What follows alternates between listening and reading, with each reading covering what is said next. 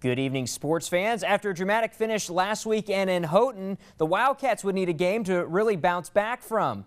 The NMU Wildcats would turn their attention to the 0-4 Cardinals of Saginaw Valley. It was last play of the first quarter, and Northern is going to punch this one in with a Shea Brown shovel pass to Aaron Harris for the score. 7-0 Wildcats. Game tied at 7 in the second quarter until the Cardinals hand off to Drew Harrell, who will go untouched into the end zone, and Saginaw Valley is now up 14-7. Third quarter, game tied at 21, and Shea Brown takes over. He will heave this one to the end zone to Paris Woods for the go-ahead touchdown.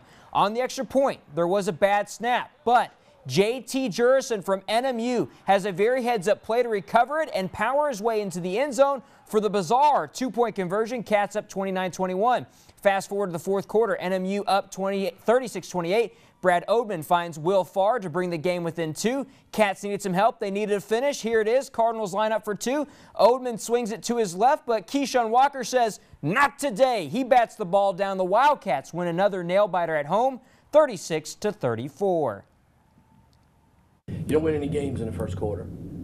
It's a four-quarter football game, and I think we did a really good job of understanding at halftime that there's got to be some changes and some things schematically, and our players just really picked it up. I'm gonna try to go my way because they was trying me the whole game, and I knew at the stop that if I stopped the play, then game over. Yeah, game over. And that's what I did. I mean, I finished. We talked about finish all throughout the summer, and that's what I did. The NMU Wildcats are now 3-2 on the season. They return to action next weekend with another home contest against Malone. Finlandia football makes its 5th try at getting its first win, hosting Maranatha Baptist. Early first quarter, Lions quarterback Ronald Brown looks deep for Darian Robinson, and yes, he drags his defender into the end zone for a 41-yard score. The Lions missed the 2-point conversion but led 6-0. Second quarter, trailing 7-6. The Lions are on the move. Ronald Brown has time and finds Ewan Trout Creek's Jordan LaPlante with a 26-yard pass that set up a Brown touchdown sneak. It was 12-7 Lions at the half. Into the third quarter, the Lions would eventually strike again. Brown will somehow escape the rush, and he fires a laser to Jake Price, 26 yards for the touchdown. It's 18-7 Finlandia, and I think we all know where this is going. Into the fourth quarter, the Lions lead by 4, and they put the game away as Javid Love rushed for 2 touchdowns, this one from 9 yards away to seal the deal. Love gained 204 yards on 37 carries. Finlandia wins its first ever football game in school history, 30-14 over the SaberCats. Coach just told us, come out with a chip on our shoulder, play hard, fire off the ball, and don't give up. If they did score a touchdown or made a play or 2 on us, just stay mentally tough. We wanted to be a team that establishes the run, that stops the run on defense, that makes the team one-dimensional, and we were able to do that today. We were able to play within our game plan and run the football, control the clock. The Lions did not have their starting kicker in this game due to an injury.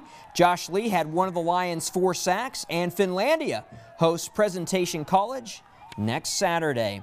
Superior Central was hosting North Central in a little Saturday football action. Superior's Eli Passanen tries to find a receiver to his right. Instead, he finds Marcus Kraczynski of North Central, and he rumbles to the house for the pick 6. They converted the 2, and North Central is up 38-0.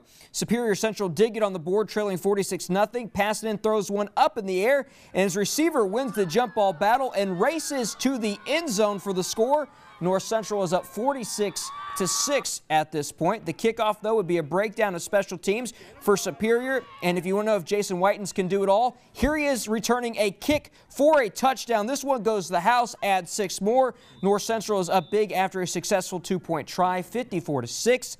North Central went on to win this one 65-6.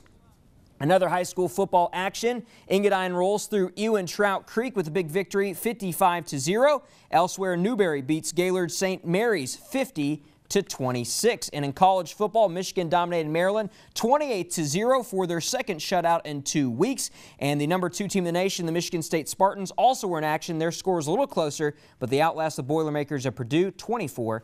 20-21.